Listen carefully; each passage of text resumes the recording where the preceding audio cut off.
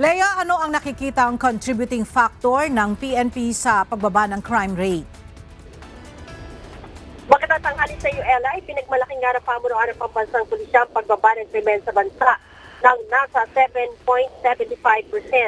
mula sa 119,677 na naitalang krimen noong August 2023 hanggang June 2024. Bumaba ito sa 177,735 na insidente noong August 2024 hanggang June 2025.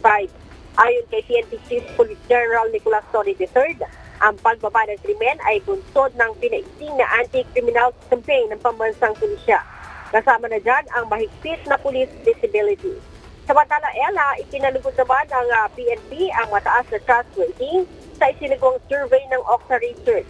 Base sa resulta, 71% ng mga respondents ang nagtitiwala sa pulisya habang 73% naman ang satisfied sa performance ng PNP. Sinabi ni General Torre na ang natunang findings ay magsisilbing motivation sa mga pulis para pagbutihin pa ang kanilang trabaho para sa pagpapanatili ng peace and order sa bansa. Ella? Maraming salamat, Lea Ilagan.